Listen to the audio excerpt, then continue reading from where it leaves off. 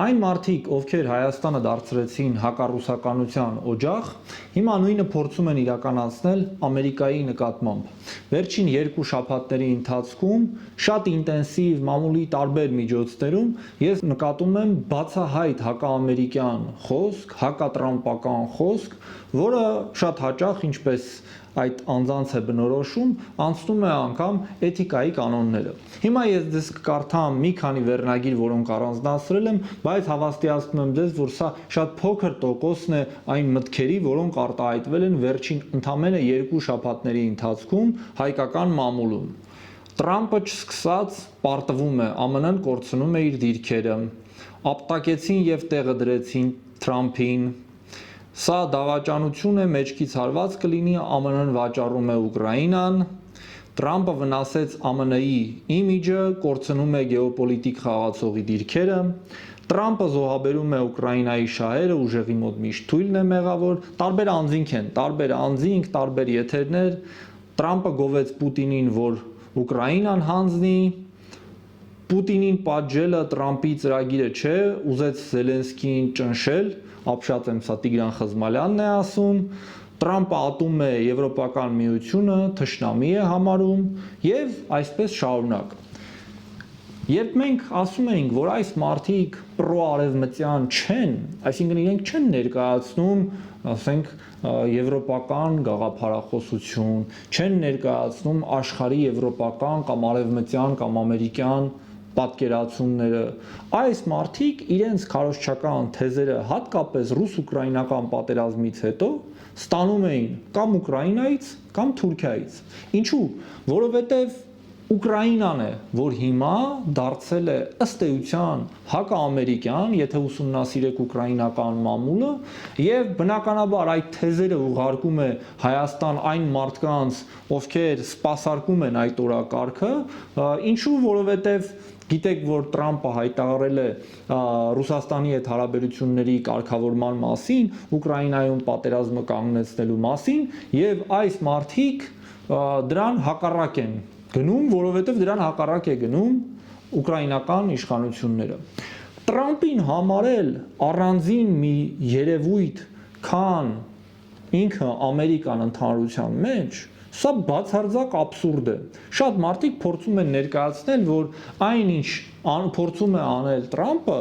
դա չի բխում Ամերիկայի շահերից։ Գիտեք, աբսուրդը կայանում է նրանում, որ մարդիկ, ովքեր շահերի հաշվարկի բանաձևը որպես այդպեսին չգիտեն, շատ հեռու են պետականության ընդհանրապես շահերի պատկերացումներից, նման կարծիք են հայտնում մի երկրի մասին, որը ունի լրջագույն պետական ինստիտուտներ, ինչպես ասում են այդ deep state-ը, այսինքն համակարգեր, որոնք աշխատեցնում են այդ ամբողջ պետականության մեքենան։ Եվ ի վերջո չմոռանանք նաև, որ Տրամպը բացարձակ ջախջախիչ հաղթանակ է տարել այդ ընտրություններին եւ ունի մեծամասնություն ԱՄՆ-ի իշխանության բոլոր մակարդակներում։ Եթե այս մարդիկ ամերիկամետ էին, ասում էին, որ ամերիկյան քաղաքականությունը դա հայանպաստ քաղաքականություն է, ես ոնց եղավ, որ հիմա իրենց խոսքը շուռ են տվել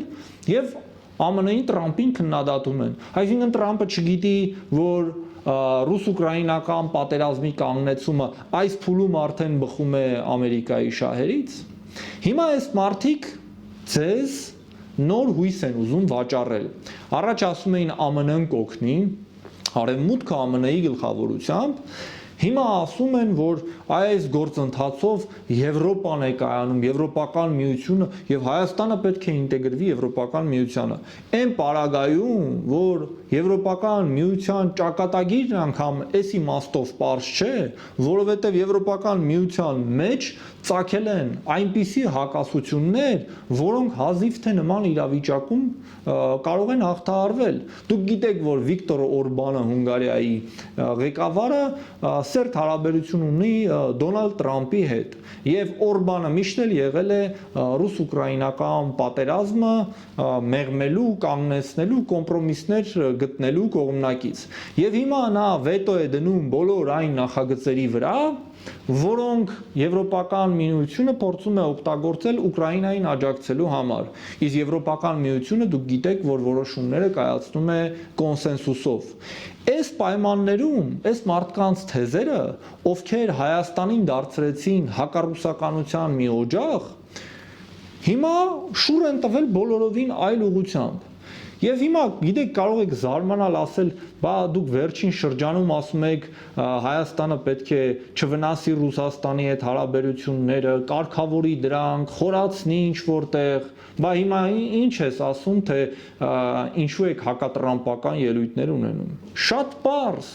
Հայաստանը չունի ռեսուրս լինելու հակառուսական, Հայաստանը չունի ռեսուրս լինելու հակաամերիկյան։ Սա պարզագույն ճշմարտություն է, աշխարհաքաղաքական հզորագույն կենտրոններին դեմ դուրս գալ եւ հակադրվել այսպիսի պայմաններում դա անմտություն է։ Հետևաբար, եթե դուք տեսնեք վերնագրեր մարդկանց, գործիչների, ովքեր կփորձեն անվանակել Տրամպին, ասել, որ նա, չգիտեմ, հակաամերիկյան, հակապետական որոշումներ է կայացնում եւ այլն, եւ այ հեսա Եվրամիությունը կպնդանա եւ կլրացնի այն բացը, որը առաջանում է Ամերիկայի գեոպոլիտիկ այս գործողությունների արդյունքում,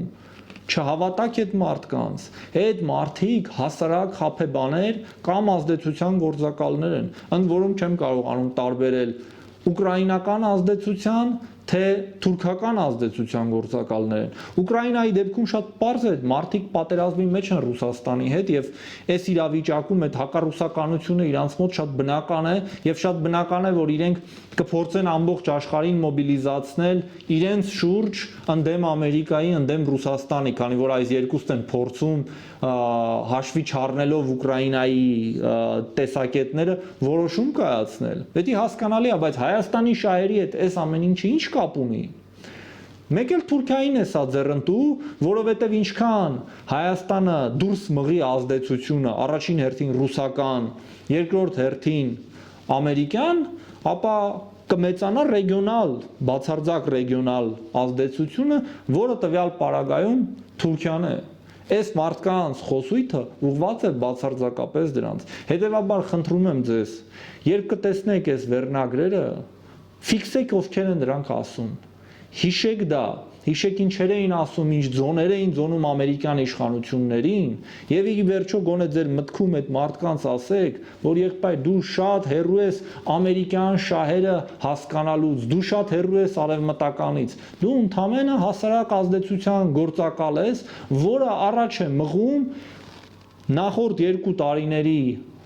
փորձով հակառուսական օրակարգ, հիմա հակաամերիկյան։ Ես նորից եմ ուզում ասել, որ Հայաստանը չունի ռեսուրս լինելու հակառուսական, չունի ռեսուրս լինելու հակաամերիկյան։ Եվ հետևաբար հույս ունեմ, որ մեր հասարակությունը չի մտնի այս նոր հակաամերիկյան, հակատրամպական գծի մեջ։